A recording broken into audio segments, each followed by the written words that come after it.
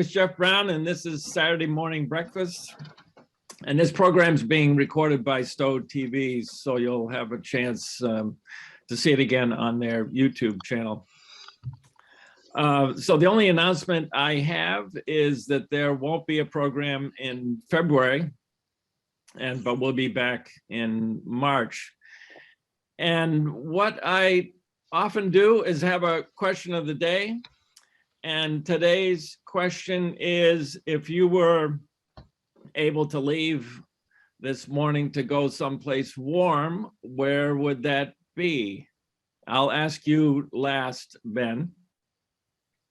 So Jonathan, where would you go if you were going to go someplace warm?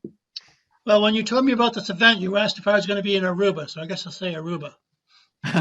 Okay, that sounds good.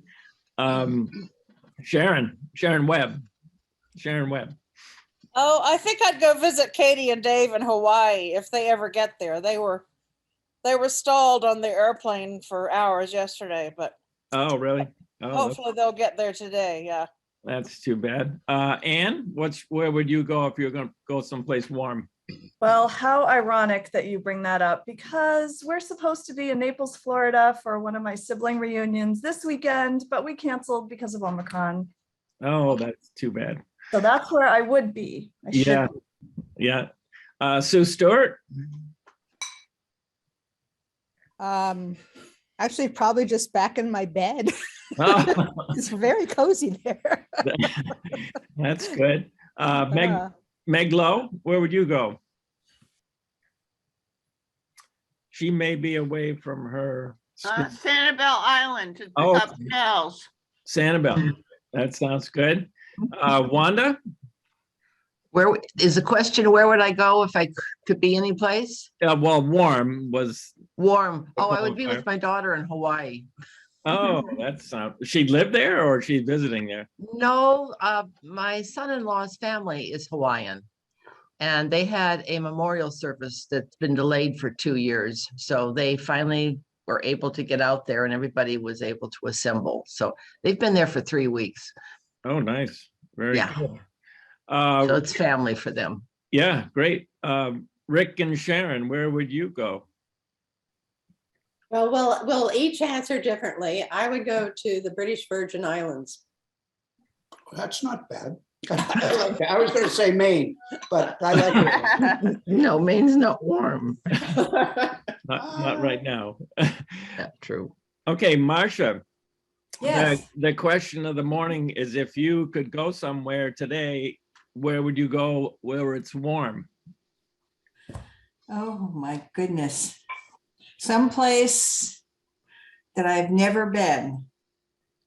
So the islands in the Caribbean. Oh, okay.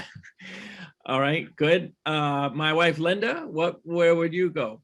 Well, we had a fun trip to Fort Myers. I would go back down there. Okay. Do that again. Let's see, I think I got everybody. And I'm going to say also the British Virgin Islands, and specifically Virgin Gorda, and where the baths are. Kind of a magical place. Okay, we're all set. We've got, Ben. So you're our guest today. And I don't know if it makes sense to ask you where you'd go to someplace warm. Maybe where would you go to someplace cold? I feel like it's cruel to say where I would go someplace warm, because right after this, I'm walking out my door where it's going to be a high of 79 today in St. Petersburg, Florida. And my wife, Lucinda, who some of you know, she and I are going to the farmer's market. Oh, too bad. Somebody has to do it. Okay, Ben. Well, good to have you. And you can go ahead with your presentation. All right. Well, so thank you so much, Jeff. This is nice of you. And we've been trying to do this for many months. And I'm just honored and thrilled that you cared enough about my own story of how I got to become a UU minister. And then all of you care so much that you actually get up, and in Sue's case, abandon a warm bed to actually listen to me. So I appreciate that. Instead of talking for the traditional hour, Jeff and I decided I would talk for 20 minutes. So there'll be a lot more time for interaction, which is my preferred way of doing things, both as an audience member and as the one speaking. It also gives those of you time eating breakfast to finish eating breakfast before you can ask the questions. So I'll beep this. I have a couple of slides that I'll use in a little while, but mostly it'll just be me talking. My computer was fighting me, so the slides I really wanted, I don't have, but I have a couple so that by the time you fall asleep, just listening to the dulcet tones of my voice, I'll wake you up by showing you some slides.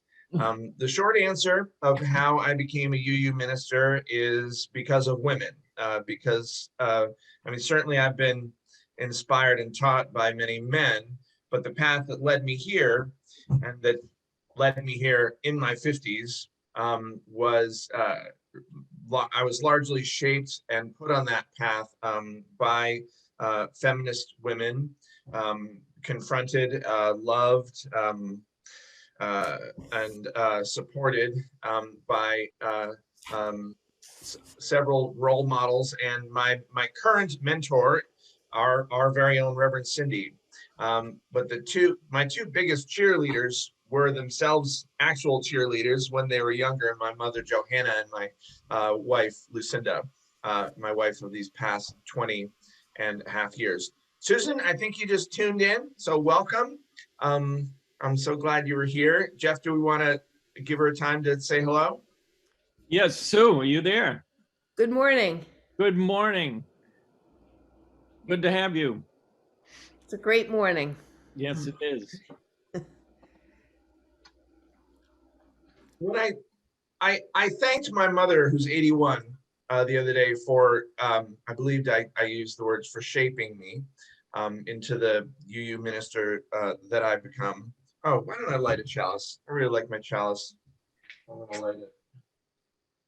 The chalice was made by a man named Mordecai Roth, and I'll tell you about him a little bit.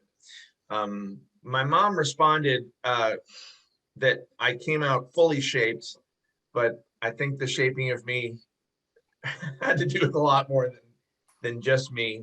An early memory of how of social justice was during the Carter administration, which by looking at faces, many of you remember. I was at elementary school, or I guess I was in middle school by that point, in the 6th grade, and it came out that there were these peanut farmers in Georgia that were shooting the birds that were eating their peanut crop. And that I felt empathy for these birds and their pain. And so I wrote to President Carter, who wrote me back, because I was like, oh, he's a peanut farmer, maybe he has some pull with this. And I forget what he said. I was like, thank you for your letter. And it shocked the heck out of me, that the president of the United States would write me back for this concern that I had. But it gave me this sense of, okay, if there's something that's going wrong in the world, I actually can do something to make a difference and to make change. During those years and the years before that, I excelled as a student, but I had one elementary school teacher who had a Southern accent, so I remember her. She said, "You're a really good student, but you're forgetful." And she noticed that I was, this was basically the beginnings of what was at the time undiagnosed ADHD, attention deficit disorder, and hyperactivity, but which at that point was just like, this is a smart kid, but he tends to forget stuff. Also at that middle school and in those elementary schools was the first time I got bullied. And it was pretty intense bullying of the kind that one hears about that happens to boys. I was called, the worst insults I was called by my fellow students were slurs for girl and slurs for gay. And for the first few years I was called gay, they made a pun out of it and they called me Ben Gay. That was their funny pun. And I would get, I carried my books down the hallway like this in my middle school, and they would sneak up behind me and flip them out so that the books would scatter on the floor. and remember ADHD. So all of my papers were like loose. And so it was like a bomb. There'd be like hundreds of papers and I'd be scrabbling down the floor to get those, and people coming up behind me and rubbing snot in my hair. Some overt violence, slamming me up against lockers and things like that, but mostly just this daily bullying and teasing became my life. And I learned how to navigate the hallways so that I would avoid the bullies and the bathrooms in particular that were dangerous. And that was a large part of my life for many years until I got to high school, grew bigger, and the campus of the high school was different enough than our junior high that I was not trapped. There were a lot more safe spots for me to be.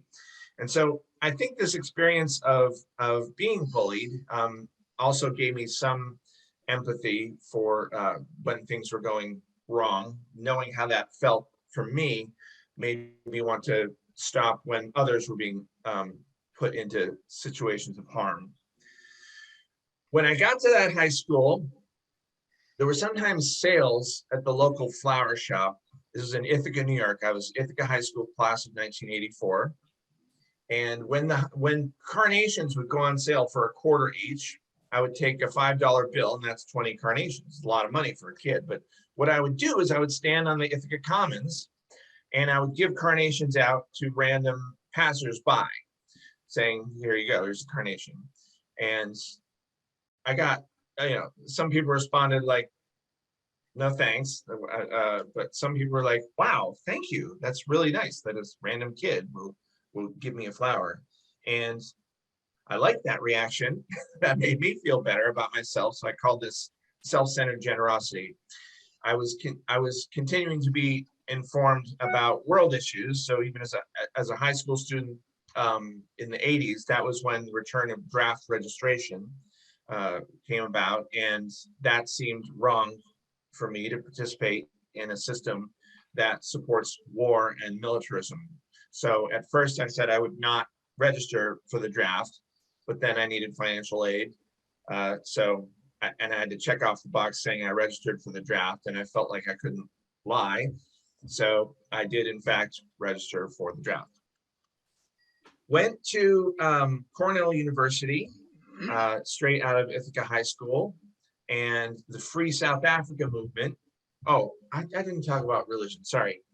So I was baptized a Catholic and mostly did not go to Catholic schools, but I was raised by my mother and my stepfather, who was an atheist / agnostic. Mom talked to me a lot about Catholicism, but we rarely went to church. My vision of God at that point was an old white guy with a beard sitting on a chair. And my vision of what being a minister was a Catholic priest, somebody who believed specifically in Jesus Christ as the Son of God, and that God is that old white guy in the chair. All right, back to college. The Free South African movement, and specifically the divestment movement, swept across the nation, and I joined in 1985 to urge Cornell to divest its holdings in companies that were doing business with the South Africa government. That was my first time involved in any kind of a movement, and it was so exciting for me. My first semester at Cornell, I was pretty down and even depressed and didn't want to do my schoolwork. My second and third semesters, when I was involved with activism, I lit up. I spent much less time on my schoolwork because I was involved in activism, but the time I spent, I did my work with a lot more focus and a lot more clarity and a lot more quality because I had something else to look forward to. Still undiagnosed ADHD and still unmedicated, by the way, but I made it through due to activism, which brings me to the Great Peace March and my few slides. When I was at a sit-in in Cornell's Day Hall, the administration building, I was reading a newspaper which talked about the Great Peace March for global nuclear disarmament. Now, this was a march from Los Angeles to Washington, D.C. against nuclear weapons and for peace. And the article actually was quite critical of the march. It said that this was a socialist newspaper I was reading.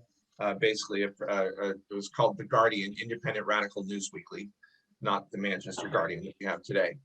And it said this wasn't going to get anything done. This was just sort of a liberal feel-good thing that was going to be a waste of time. But it intrigued me, so I signed up.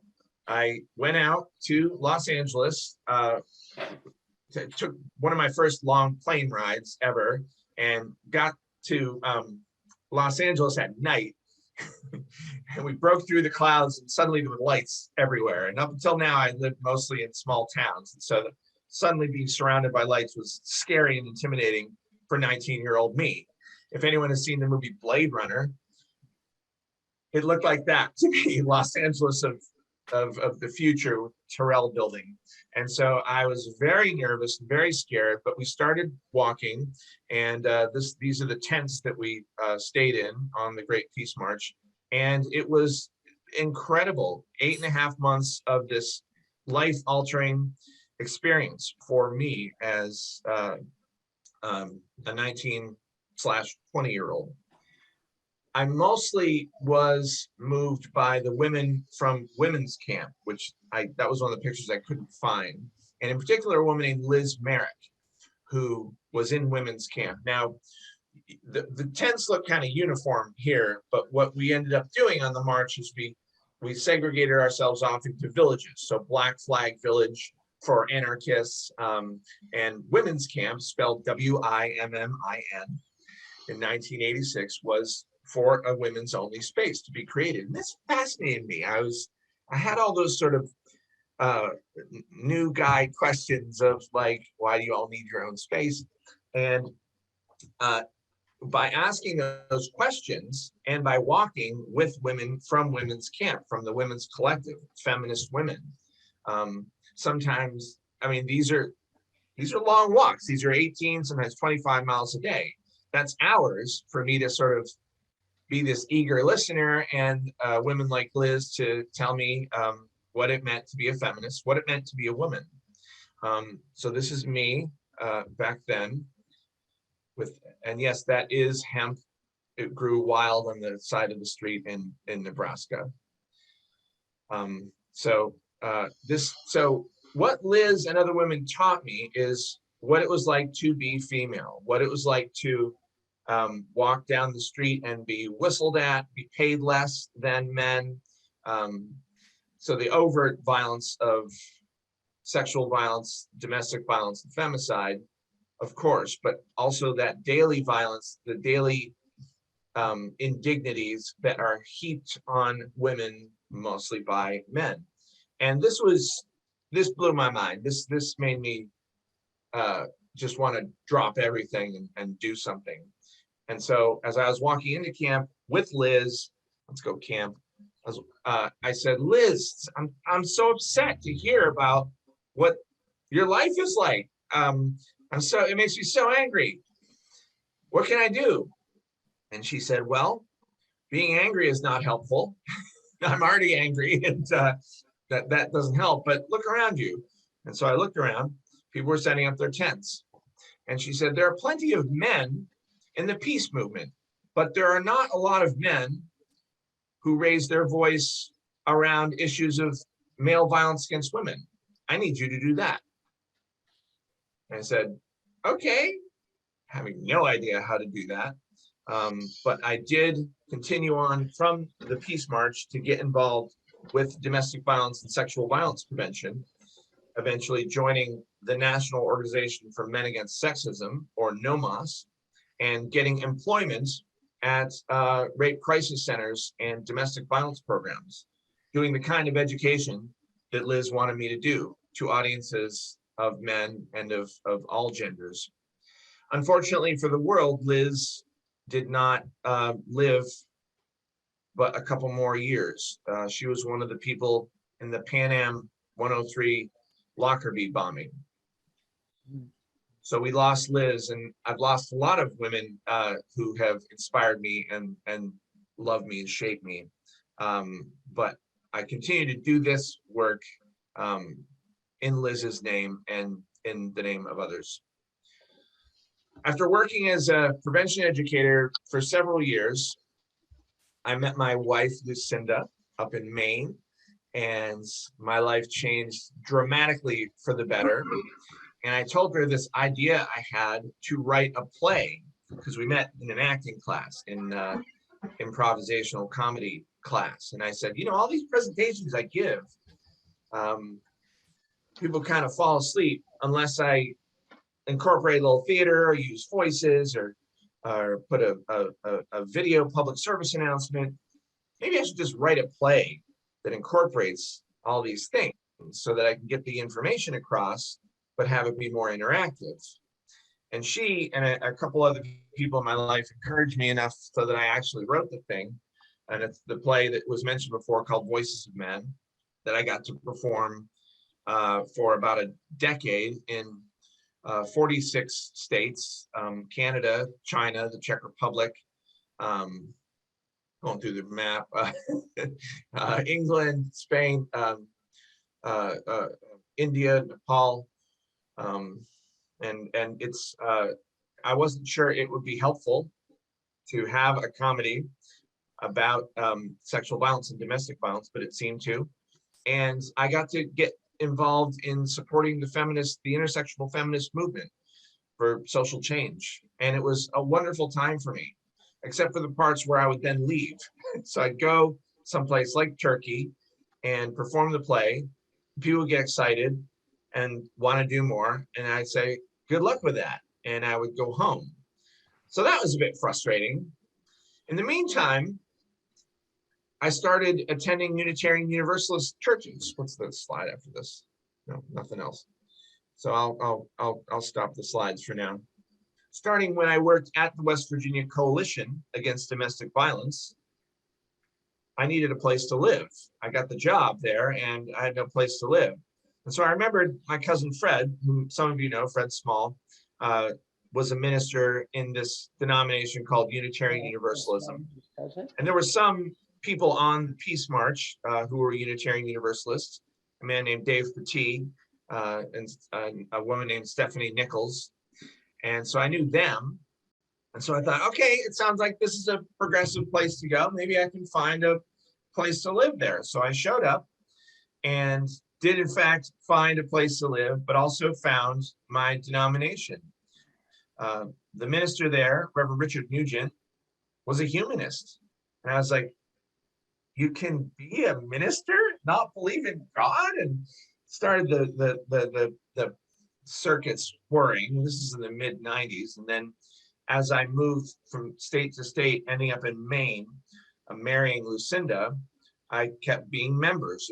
I was a member of whatever UU congregation was local. And the jobs that these ministers were doing seemed more and more intriguing for me. But I was busy, you know, being a prevention educator.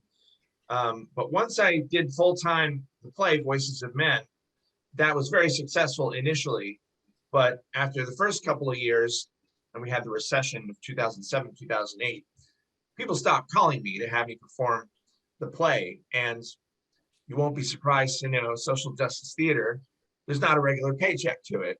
So I began doing other things to supplement the money I was making, driving for Lyft when the rideshare company Lyft came out, but kind of started flailing around and had a bit of an identity crisis, got into therapy, started taking my ADHD seriously, started taking Ritalin, which by the way is absolutely helpful for me to focus myself, and applied to the Boston University School of Theology. I wasn't sure I even wanted to be a minister when I visited the admissions office, but after talking with Anastasia Kidd for just a couple of minutes, I realized, yes, this is exactly what I want to do. This is the social justice and movement building work that I had done previously, combined with not leaving, combined with I get to do this with a group of people who will, excuse me, who I will then be in a relationship with, who I will get to not just do social justice with, but help them when they're down, help them when they're dying, help them when their kids and their grandkids are being born. Sort of an extended version of giving out those carnations was available to me, along with the mission and the worldview that we have as a Unitarian Universalist denomination. I got in, BU let me in and gave me a really, really nice financial aid package, which wasn't enough. So I told them I couldn't go, and they were like, okay, here's more financial aid. And finally they said, okay, we're just gonna pay for everything. And that was the way I could go. My wife, Lucinda, agreed to pay the bills for the ended up being 3.5 years that it took to go through divinity school. I got this spectacular internship at the Unitarian Universalist Church of Nashua, New Hampshire. Reverend Allison Palm taught me everything that she could in 2 years, and really shaped me, along with so many other people, into the minister that I now am. I had my first full-time ministry job here in St. Petersburg, Florida. I got here in August. Lucinda got here last week. She was born and raised in New England like me, but unlike me, hates the winter.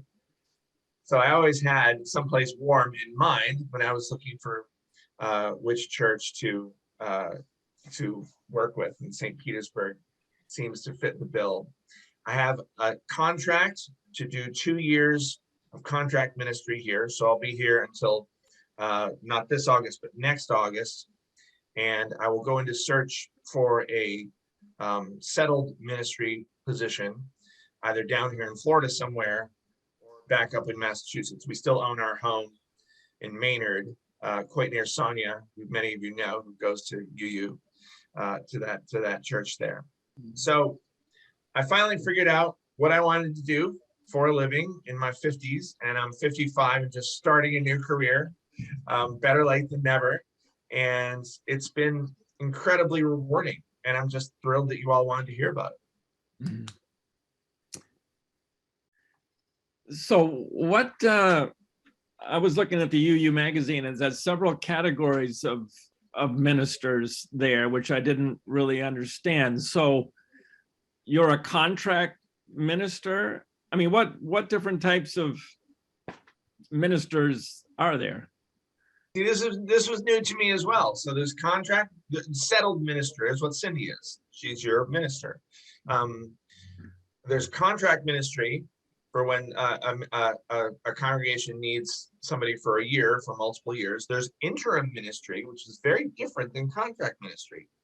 Interim minister is to help, and a lot of you probably know this, so I'm minister-splaining, I guess, at this point, instead of mansplaining. A contract or interim ministers to help a congregation go through a transition, usually from a minister of 20 years or for a long period of time.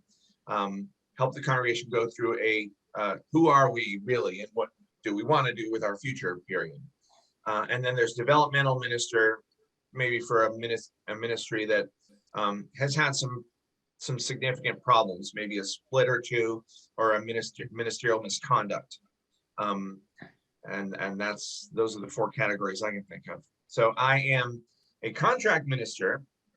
They do want me to do interim work here because my predecessor was here for 7 years, and that's has made his imprint on our congregation. And so I will be doing transitional work, though, as a contract minister. And the reason why they, I think, did that is interim ministers cannot be hired as a settled minister. But since I'm their contract minister, they do have the option of hiring me as their settled minister. I don't know if that helps answer your question. That helps. So when you're ready to be hired, do you just put your name on a list at the UUA site and people see that and contact you? It's a lot like that. It used to be where you would send out a physical packet, but all I have to do is type up a ministerial record or MR. And at that point, I get to see congregational records or CR.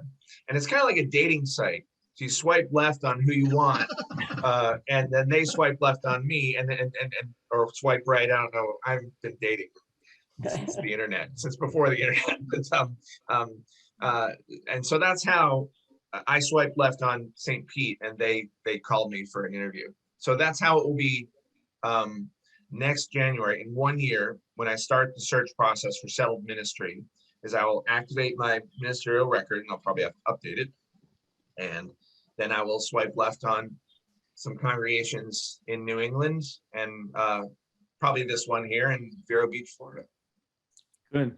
So are there enough ministers for around the country? You have to ask the UUA that.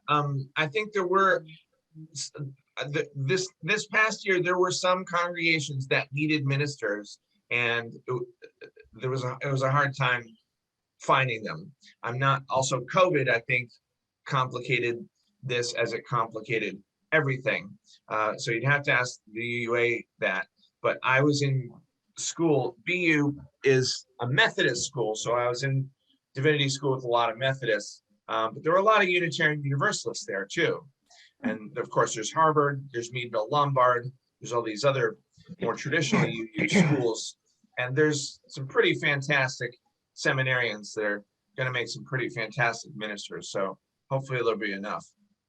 So when you go to seminary, it doesn't matter what your faith is. It matters what your faith is, but you can go to seminary being a different faith than the institution you're enrolled in.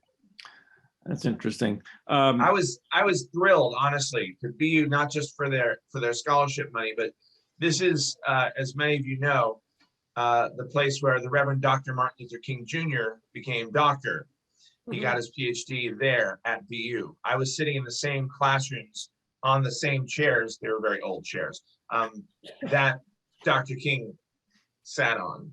Wow. It's a very activist, very Christian, but not like hegemonically Christian. Like they really, the Christians that ran the school ran it with a sense of openness, of acceptance of other religions, and in particular Unitarian Universalism. I had a wonderful time at BU.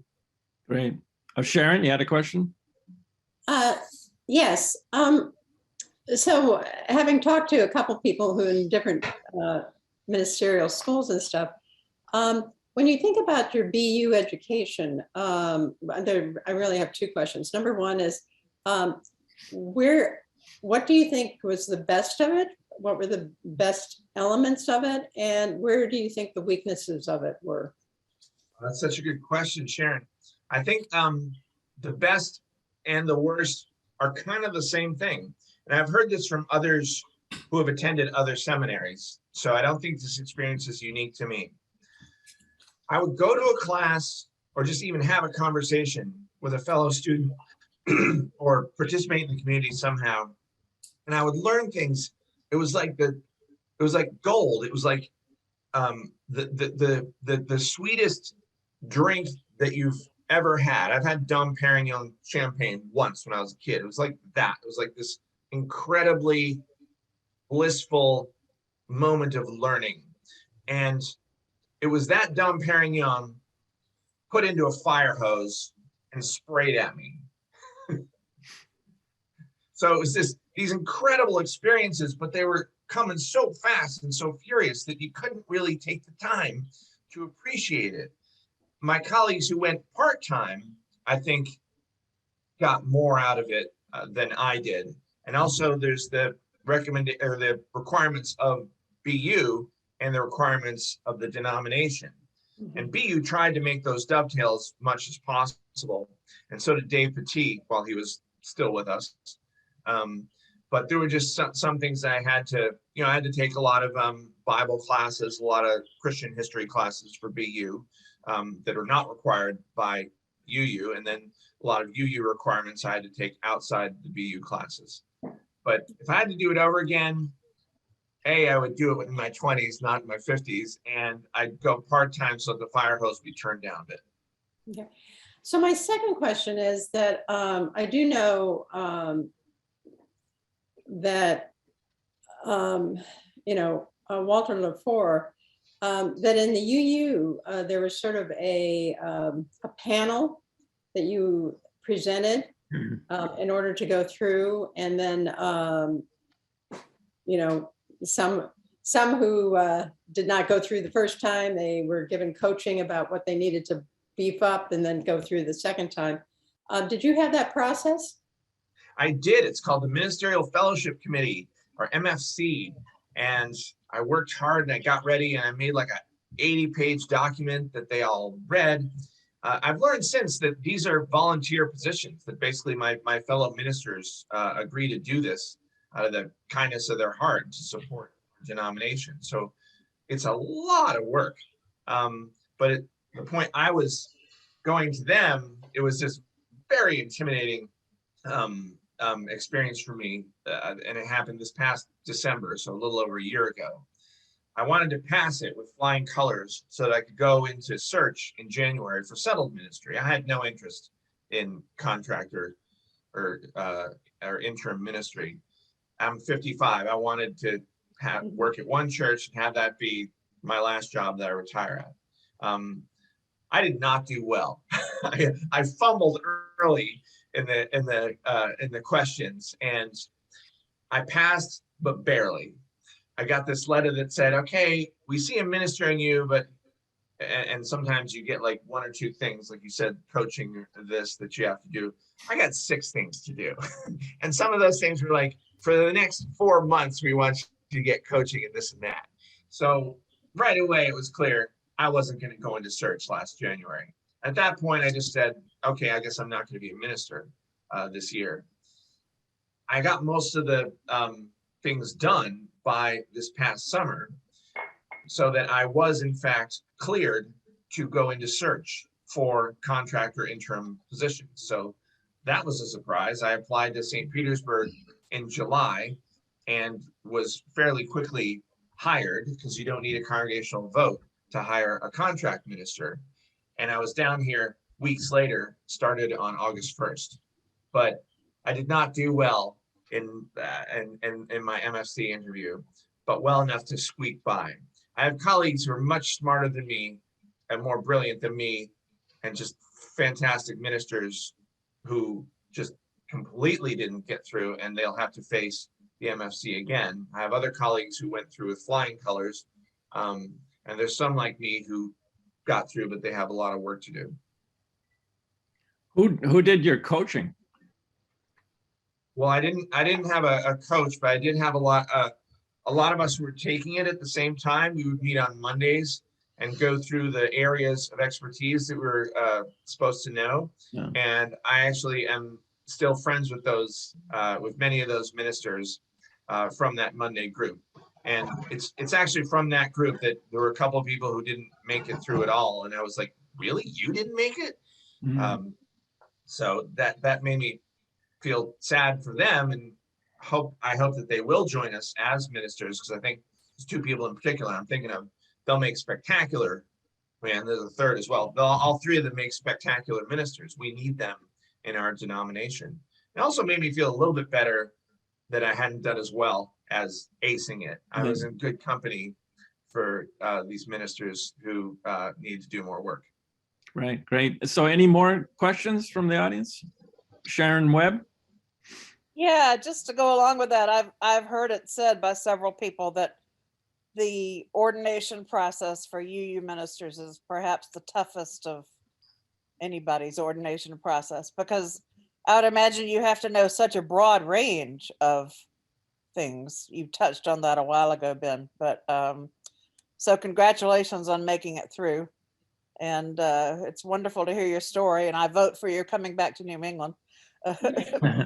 maybe Lucinda can adjust again, but so yeah, you've already touched on my question about just the tough ordination process for you ministers, and I don't know if there's anything you want to add to that. You've already talked about it. Well, I know I can't speak for being ordained in other denominations because I'm UU, but my friends who are getting ordained through as Methodists, they have a hard time too. And Catholics, it takes them 6 years. But yeah, it was quite tough. And there were some things I had to do that a lot of my colleagues didn't. For example, to have an internship and CPE, clinical pastoral education. Others have to do one or the other. I had to do 2 years of the internship and work in a hospital to learn how to be a chaplain, which was amazing, by the way. I'm glad that I was forced to do that. I Jonathan? come from a long line of Methodist ministers, so yes, I know that they have had to work very hard as well. Jonathan, you had a question? Yeah, my impression of your job is that it's something that people come to, and a lot of times it's along the course of life and after much experience. When you went to BU, was your age typical, or was there a widespread? Were there a lot of young people going for this? There were a lot of young people going for this. I mean, we had folks my age and people in their 40s and 30s, and a couple of people older than me. But there were a lot of people just fresh out of college, religious studies majors or things like that, including one or two of the Unitarian Universalists. So yeah, the new ministers coming out are going to be older, but there's also going to be some young ones. Do you have Rick, go ahead. So what kind of a congregation are you serving now? It's a beautiful old building from 1929. That's old for Florida. And interestingly, it's been Unitarian Universalist since then. It was formed by two families, one Unitarian, one Universalist. We thought we should make a church together. So predated our merger by decades. And it's this sort of lovely Spanish style stucco that you get in St. Petersburg.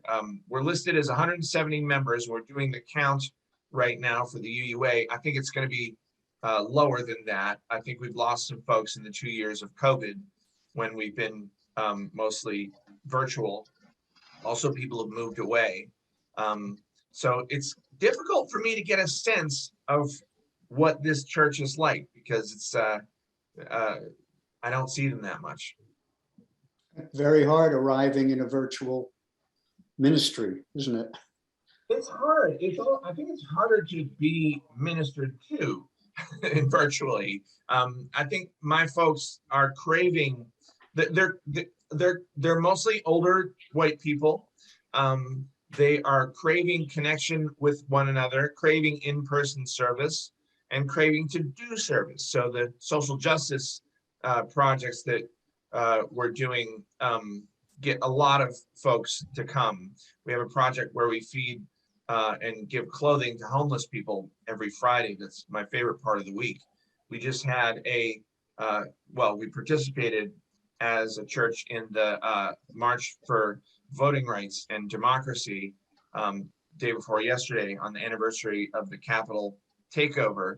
We're going to march in the MLK parade next Monday, and we were a lot of us turned out for the Women's March right when I got here this summer. And I think that's where I see a lot of the energy of our folks is for social justice, but also for covenant. They're really there for each other. And I just would want to do what I can to help them do that work. And where is your church as far as in-person and virtual? Have you done anything in person, or do you foresee that?